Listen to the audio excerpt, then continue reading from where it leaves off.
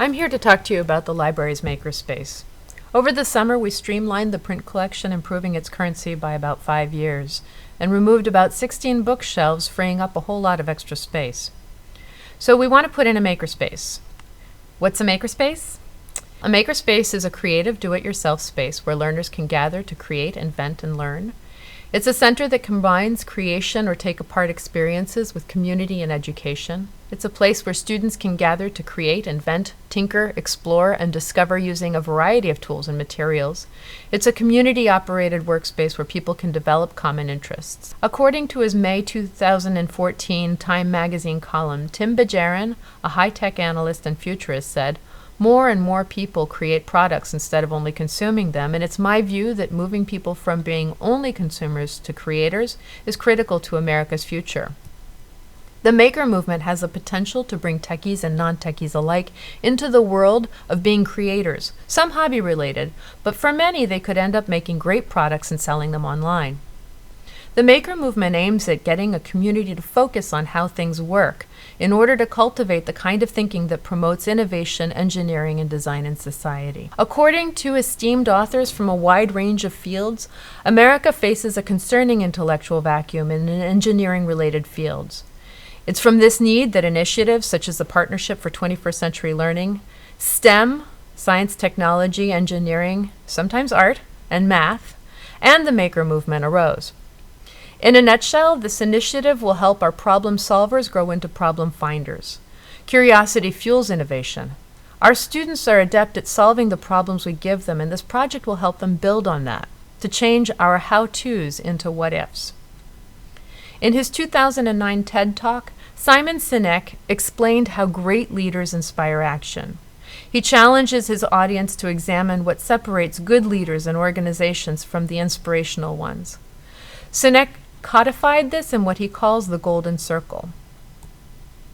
This initiative will grow our learners into why-askers. In a recent radio interview for Education Talk Radio, New Canaan High School senior, class of 2016, Chip Mahoney said this: "It's cheaper for me to build it than to buy it.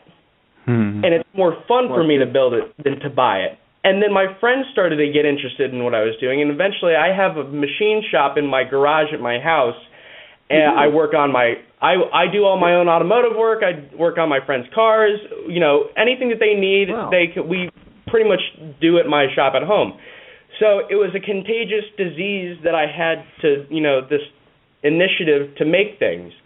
And then when I went into middle school, I, met, I was actually in the cafeteria reading a schematic for, I think it was a magneto for like a 1909 Holt tractor or something that a friend of mine had. And we were looking at it, and the teacher comes over and says, "What is that?" I go, it's a schematic for a 1909 Holt tractor, or a layout design for a 1909 Holt tractor. And she goes, "Why don't you come with me? I have an idea that I want to talk to you about." So then she took me to this tech club, and then that tech club eventually turned into a class because of one very small word: yes. We also kind of realized that's all great. We should do it at the high school too. And so then now what I'm looking forward to is, this is great, because now what happens is we kind of learned, well, this doesn't work, but this really does. And so now what we're doing is we're making the high school one just as good, if not better, by saying, listen, we have all this great technology, we have all these great students that are really interested in it, and some people say, well, they may not be interested. They are. It's the interest is there. And we're starting to get into the age where people really have a genuine interest in new technology. Yep. And so the Makerspace is going to start coming into a big key role in this library, I think. In the same radio interview, Bob Stevenson, New Canaan High School Social Studies Chair, said this about tinkering in makerspaces. Well, one of the things that I'm excited to see, I haven't seen this transition that Chip's already seen, and I'm excited to see this makerspace percolate out into the building. So already some of the craft things are starting to appear on walls and other places in the building. I'm waiting to see, the 3D printer that leads to a class project where students are designing memorial coins that really get at a lesson objective and that kind of thing. Now I know that's not why we go into it, but that to me that's the exciting thing, because I too grew up in this tinkering sort of inventing creative mode, and that's something that this school does pretty well already, and to have a space to unleash that is going to be awesome here. This is Megan Smith, the United States Department of Education's Chief Technology Officer.